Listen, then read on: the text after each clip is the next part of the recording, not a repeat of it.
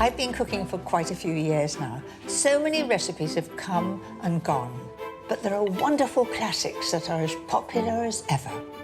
In this series, I'll show you how to cook some of the best of them in my very special way. I'm just saving on the washing up. From classic home comforts that will put a smile on your face, Absolutely delicious. to some favourites from the past that are making a great comeback. Whoa! And delicious light ideas that take no time at all. Welcome to our secret garden, Mary. I'm going to be helping with your school dinner. Yes! These dishes can often seem daunting, but I'm going to show you some tips and techniques that make them quick, easy, and simply delicious. And most importantly, with almost no fuss. In this programme, I'm travelling back in time to explore our foodie past. I enjoyed that. And celebrate the best of this green and pleasant land.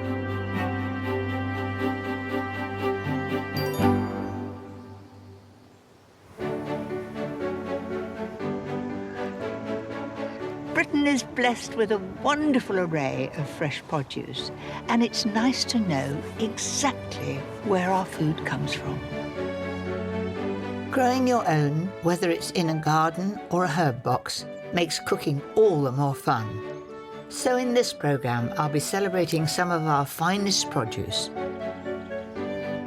A classic way to bring out the best in our glorious veg.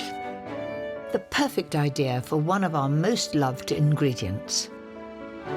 My mouth-watering way to serve a spring favourite.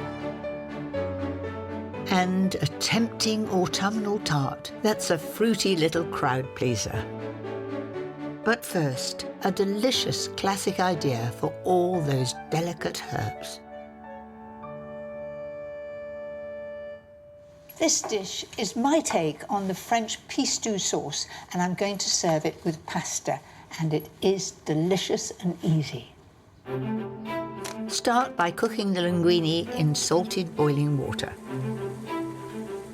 While that's boiling, I'm going to get on with the glorious pistou sauce.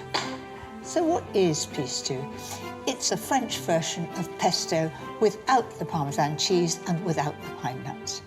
I've got some chives here, very easy to grow at home. Just keep nibbling at it and it'll go on all summer. Roughly chop the chives and they'll be our base. Then I want a nice little bunch of parsley. I really love fresh herbs. They give most dishes a lift. Then I'm going to have some basil. I've got a lovely plant here. Now, this is the sort of plant you'd have on your windowsill. Now, if you just look there, there's a big spray at the top here. So I'm taking it down there. Now, just have a look, and you'll see two more little shoots coming. If you water it and feed it, they will come back like that. So in goes the basil.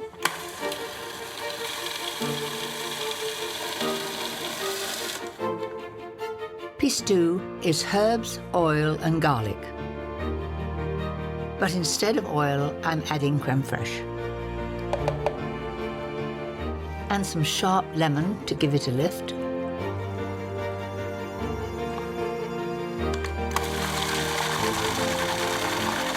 That's it, that's done. Look at that amazing green colour. Absolutely cram jam full of herbs. The last step is to fry off 500 grams of chestnut mushrooms in some sizzling butter. I like them the best of the mushrooms because they hold their flavour and shape. Sauté them until they're a gorgeous golden brown and those juices have evaporated. Then I'm going to add our wonderful pistou sauce. In it goes, like that. Throw in the cooked pasta and for that velvety touch, some grated Parmesan.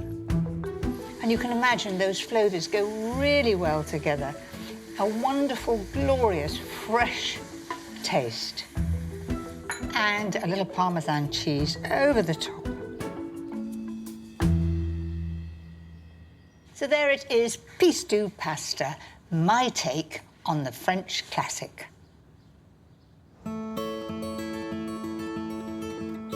When it comes to leafy veg, watercress has been a firm favourite for centuries. Here in the Hampshire meadows, it still grows rampantly.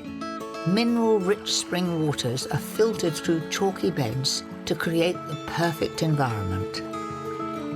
Cultivated on farms since the 1850s, it was once a hugely labour-intensive process, involving every member of the village. Obviously, they use machinery now, but Penny Ede, who's been farming these fields for 35 years, hasn't always had this luxury. How much watercress can that machine cut in an hour? Between a 1.5 to 2 tonne an hour. It's quite incredible comparing to how we used to do it by Now, hand. come on, if you had to do it by hand, to get that amount, how long would it take one person? Well, it would take days. Days, so it's changed the industry. Very much so, yes. I'm so excited to see how it was once done. Well, if I stop about here and we'll place the basket down, what we used to do is take a very sharp knife and we used to gather it within our hands. You're getting a lot in there. You certainly go quite away from your hand and you cut. And you haven't lost a finger in And them. certainly haven't. You've kept it well away from you. So I'm to have a go, right. Gathering it up into one hand. Make sure your knife's low down, away from your fingers. I had no intention of cutting my fingers, I might say. Away And from then your slash it. And that's it. It's about half the size of your bunch. Well, And I've also got some root on there, so I'll gently go back. That's not too bad, is it? That's fine, that's lovely. Oh, isn't that beautiful? Do you know, Penny, I was brought up on a farm. We, believe it or not, had watercress breads. And my favourite thing was watercress sandwiches with raspberry jam. Wow. Have you What a ever tried combination. sweet? Anyway, we've done quite a lot. We have, yeah. Put the knife in there. Okay. Off we go. It couldn't be fresher than picked straight from the field.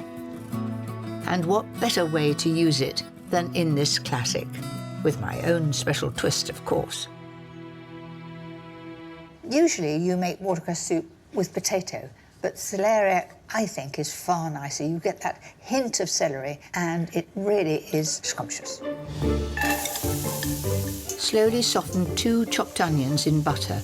Make sure they're on a low heat. Then cube the celeriac. You only need to do this roughly. The one thing that hits you at this stage is that it's a strong smell of celery, which I love. Add the celeriac to those delicious onions and pour over some of your favourite stock. Give that a stir and gently simmer until all that is absolutely tender.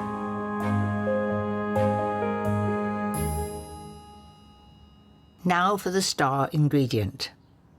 I've got 200 grams of watercress. Looks an awful lot, but I want it to be bright green and full of flavour. And all I've got to do is to let this wilt down, just like you would spinach. Make sure all that hot stock comes over. Not too long, otherwise it'll lose its colour. Next we need to puree it. Always a bit tricky with hot soup. Make sure that it's absolutely upright. Do it like that and it'll go all over my worktop, and it's me that clears it up, so. Blend it till that vibrant green comes out and it's beautifully smooth. That looks just about right to me. 4 tablespoons of creme fraiche and some salt and pepper will give it that wonderful rich finish. It's such a brilliant colour, so tempting. And what better way to serve it than with some hot English muffins? Delicious. Watercress is definitely one of my favourites, but there's another green vegetable that we couldn't do without: asparagus. And it makes the perfect companion to fresh salmon. Let me show you a simple, timeless way of cooking salmon. My special trick is to butter and then season a large piece of foil. Then some dill. I absolutely love dill. This is going to give real flavour to the fish. And I'm going to put that down, flesh side down, across the top like that. It couldn't be simpler. Just pour over the juice of a lemon. Then a splash of white wine. If you wrap it all into a tight parcel, those juices will start to work their magic. Take care not to overcook it, so pop it in the oven, 160 fan, for around 25 minutes. There it is. That looks beautiful. The skin won't be hard to remove if the salmon is still warm. Just pull that off, right across like that. Now it's time for my delicious asparagus topping. To keep that striking green colour and crunch, I've cooked them for just 2 or 3 minutes. I just love asparagus. Nothing goes better with salmon. Then radish cut thinly. I think that looks just about enough. Scatter over some shrimps to give it a bit more punch. And then some herbs. That's a micro herb, and it is a lovely colour because it goes well with radishes. So the grand finale. Drizzle over a simple mustard, lemon and dill vinaigrette. It just makes it more lively and absolutely beautiful. Well, I'm really proud of that. It's something really special for that occasion when you've got a crowd and you want to push the boat out. Today, we take it for granted that we can buy vegetables whenever we want, from anywhere in the world. This wasn't always the case.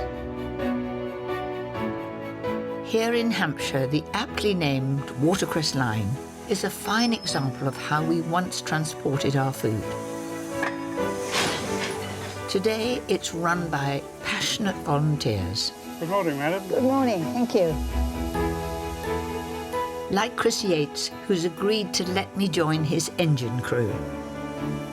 And I can't wait. Hello there. Hello, Mary. Nice to meet you. Welcome to the Watercress Line. And so what part do you play here? Well, today I'm the fireman, so I'll be stoking the fire, make sure we've got enough steam so we can go up the line. Right. We've got Greg there in the corner who's going to do the driving for us today. And how old is this? This particular engine, built in 1937, and it's still going strong with a lot of love, care and attention. Mary, would you like to come and join us? I'd love to. You'll have to wear these pair of overalls. I want to look the part. Absolutely I won't right. be a minute. We'll see you in a moment. While I get ready, Chris and Greg keep stoking that fire. It will need to be a sweltering 400 degrees before we can get going. Come aboard. Are we ready? Whee! Wow. Welcome Hello. aboard. Gosh, it's quite cosy in here. It is cosy and warm. Wow. That's hot, isn't it? That's very hot. No soggy bottoms on here, Mary. I watch it.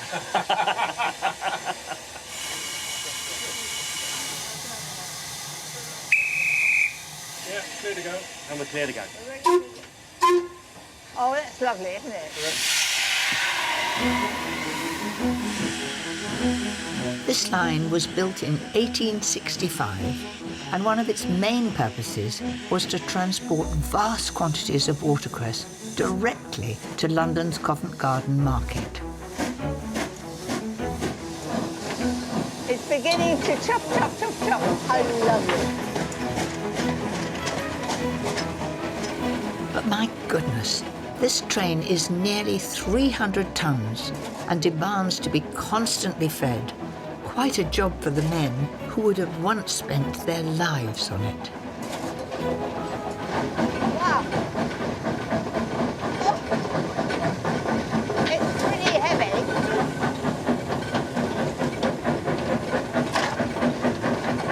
Right. How many of these are we going to use? 5.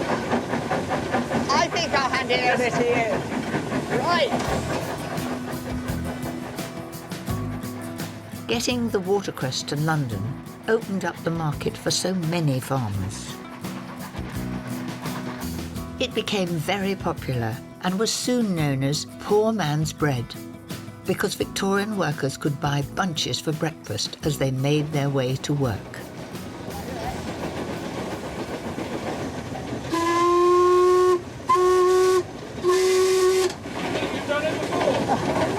I enjoyed that. Turn your hand, Luke. How about that then? At its peak, there were thousands of steam trains running across the country. Of course, we transport our food in other ways today, but some of the old lines, like this one, have been lovingly restored. Hello there.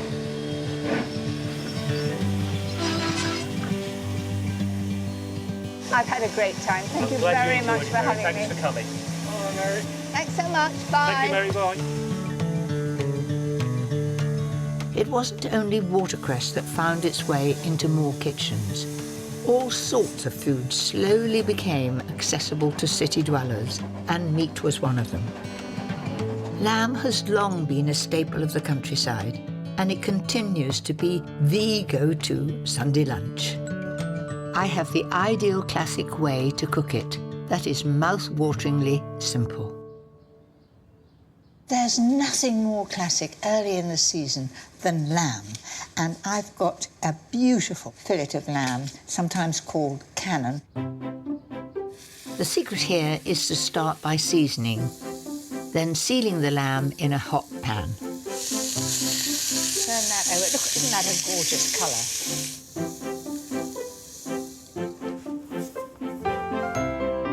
So I'm going to add some rosemary. I'm going to put some underneath and some on top, and that'll really permeate the lamb.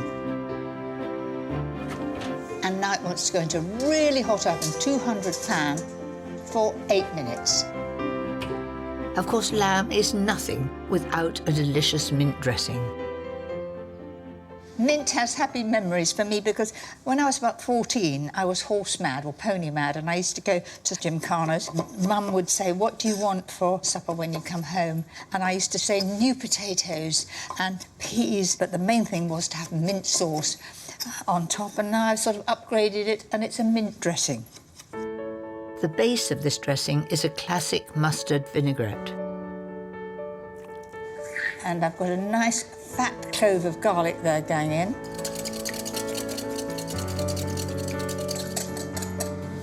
That's it. And my personal touch is fragrant fresh mint and chopped spring onion. Now that looks interesting, really fun and spring-like. Look at that lamb. Perfect. God, there's a very strong smell of rosemary here, which is lovely. To make sure it's tender, rest the cannons for at least 5 minutes. While you're waiting, warm that delicious mint dressing with some seasonal green veg. So, I've got everything ready. All I've got to do is serve. Just the right amount of pinkness. Isn't that sheer perfection? I'm rather chuffed with that.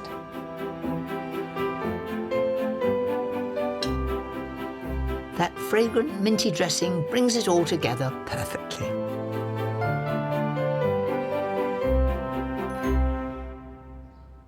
I cannot think of a better combination than spring vegetables, all bright green, and perfectly cooked lamb. For me, nothing could be better.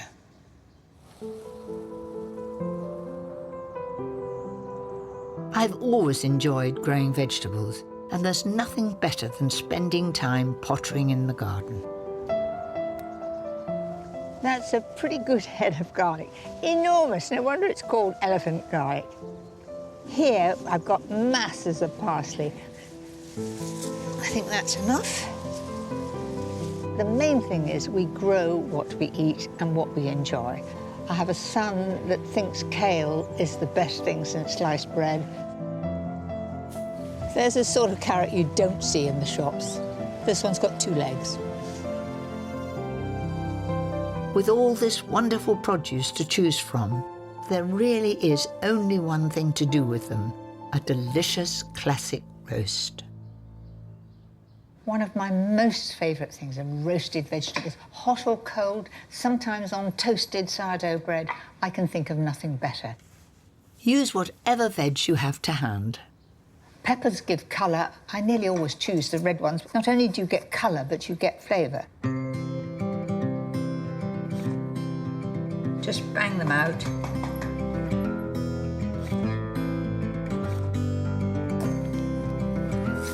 I love roasted courgettes. Good sized chunks, because then you get a bit of texture left in them. And what about some thinly sliced aubergine? And one of my favourites, butternut squash. So if you just take rings like that, you can get the peel off much more easily. And then you just need to cut that into chunks. There we are. In it goes. Nothing will bring out their flavours more than some salt and pepper and a drizzle of olive oil. So in I go, and just work and massage it in. Look at those beautiful colours. 30 minutes in a 200 degrees fan oven will soften them while keeping them golden brown outside. Heaven. While the veggies are roasting, I'll get on with the dressing. In the bowl, I'm going to put a teaspoonful of mustard. I love the grainy mustard. In it goes. Add in a crushed clove of garlic and 4 tablespoons of olive oil. Then a couple of tablespoons of balsamic vinegar. This gives it a lovely colour and a very distinctive flavour. A good teaspoon of sugar, and finish it off with a finely chopped banana shallot for a bit of crunch.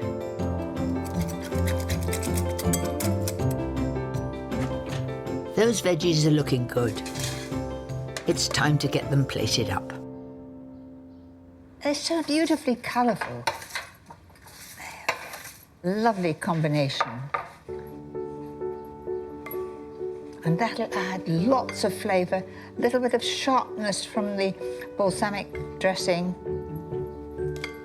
To really kick off this recipe, I have one last touch: rich feta cheese. And the contrast of the white and all this colours, I think it goes really well. Finish off with some wonderfully fragrant chopped mint and basil. Do you know something? This is a perfect meal without meat. You don't need it. It's absolutely delicious. Sitting with a glass of wine outside on a summer's evening, it would be one of my most favourite things.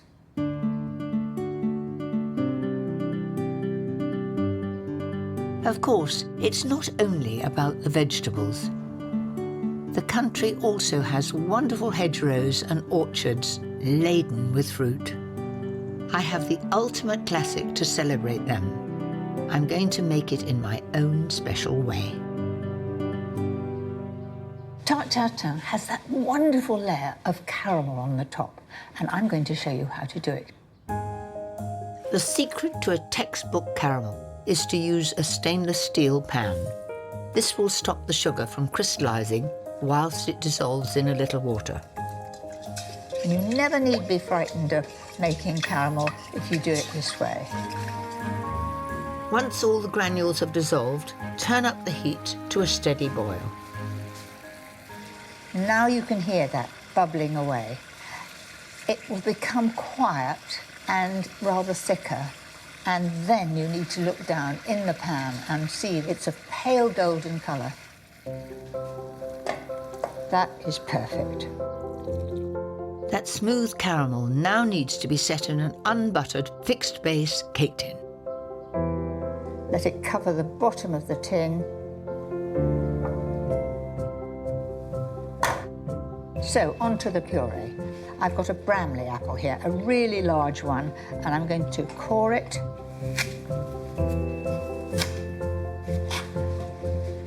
That took a bit of effort, didn't it? It's nice to use a Bramley apple because it goes down to a mush, and we want a puree. I always add a bit of sugar, as Bramley apples can be a little bit tart. And then pop the lid on and it'll create steam. Keep an eye on it and stir it until it's absolutely down to a mush. Back to the tart. Make sure you now butter the cake tin so nothing sticks.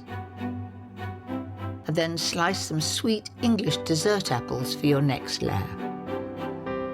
Tarte Tatin is something really, really special, and I would serve it if I'd got friends round for Sunday lunch or as a nice pudding on a special occasion. So there's our pattern finished, and then the rest goes on higgledy-piggledy on top like that. Now, the puree looks good, and I'm going to mash it. This is the perfect consistency.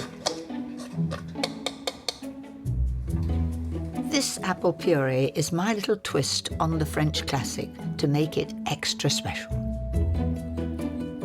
Finally, the puff pastry. To keep things simple, a pre-rolled sheet cut to just a little bigger than the tin will be perfect. I'm making it bigger because I want to tuck the edge in. To get a wonderfully crisp top, a little cross in the centre will release all of the steam. Just 40 minutes in a 200-fan oven will bake it until it's golden brown.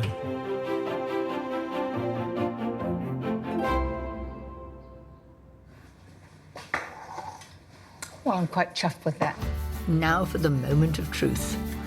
1, 2, 3, 4. How about that? It's got such a gorgeous shine on it. And we've got masses of apple and a nice crispy pastry underneath.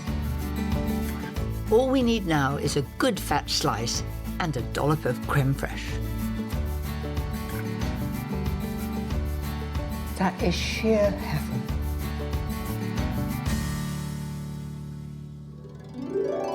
Next time, Really, absolutely scrumptious.